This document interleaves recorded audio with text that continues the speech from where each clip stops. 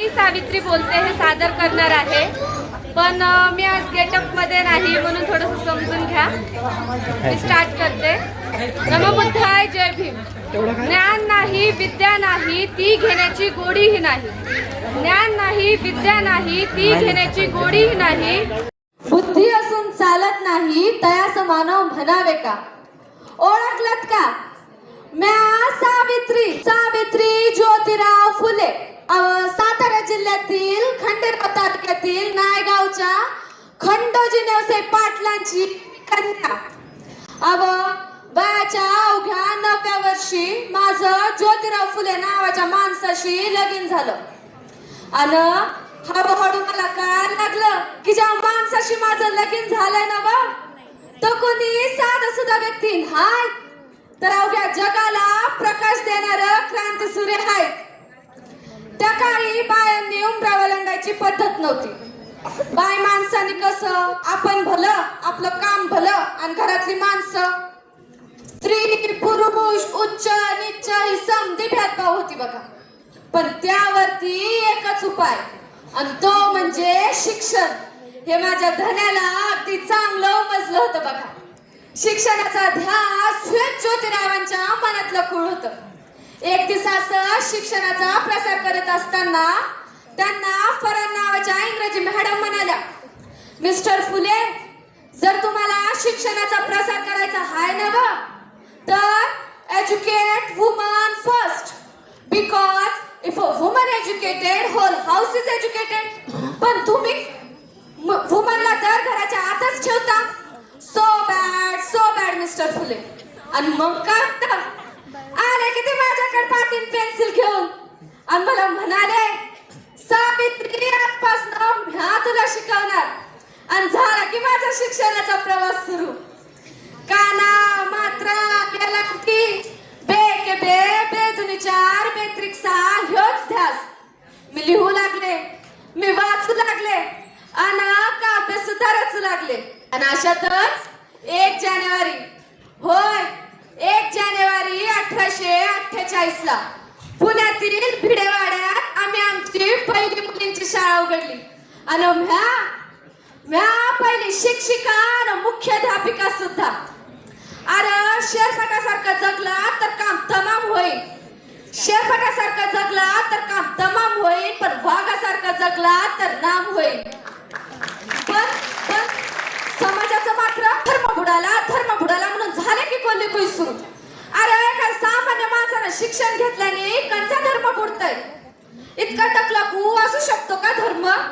मुळातच माणसासाठी धर्म हा की धर्मासाठी माणूस हेच कळत नाही बघा.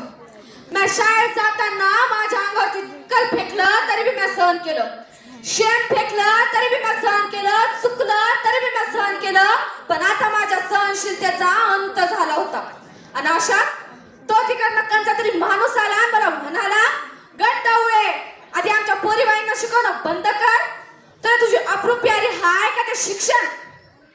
पण त्याला माहित नसतं ग, आम्ही सुद्धा ज्योतिरावांच्या पत्नी आहोत. ते ही अशी घेतली त्याच्या कानाखाली लगावली आणि सुनावलं, आज आलास तर थोबाड फुटलंय, आज आलास तर थोबाड फुटलंय, पण जर उद्या आलास तर तुझ्या रक्तानं ही जमीन रंगवील. मुळातच बाई कंच्या जाती धर्माची असते, ती नेहमीच बळी पडत आलेली आहे. एका स्त्रीचा नवरा मेला म्हणून तिनं सती जायचं? आपला नवरा मेला यात तिचा काय गुन्हा आहे? आणि ह्यासाठीच आम्ही काम केलं. इंग्रज सरकारनं सतीप्रथा बंद सुद्धा आणली. आणि अशातच आम्ही विधवा महिला काशीबाई हिच्या मुलाला म्हणजे यशवंताला दत्तक घेतलं.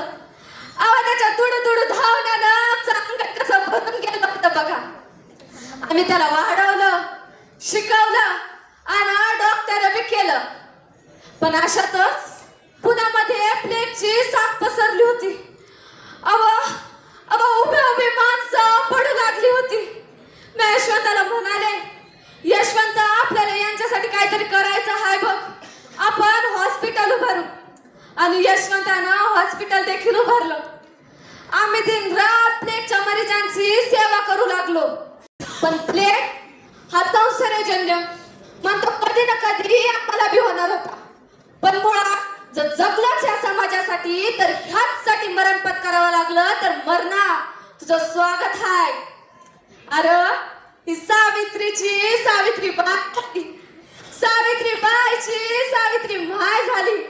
आणि बघता बघता आमच्या अशा 18 शाळा सुरू झाल्या. सती प्रथा, केशवपन या समद्यांवर आम्ही मात मिळवला. कारण आनंद होता तो आया बाया शिकण्याचा. म्हणूनच म्हणे की विद्येविना मती गेली, मती विना नीती गेली. विद्येविना मती गेली, मती विना नीती गेली, नीती विना गती गेली आणि गती विना शूद्र खचले.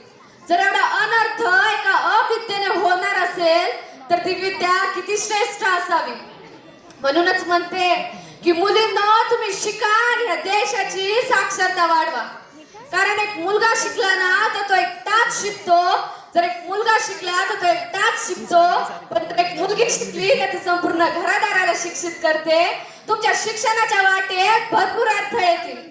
तुमच्या शिक्षणाच्या वाटेत भरपूर अर्थ येतील. पण जर तुम्ही तुमच्या स्वप्नाला डोळ्यासमोर ठेवून उभा राहिलात तर तुम्ही बी एक दिवस सावित्री व्हाल.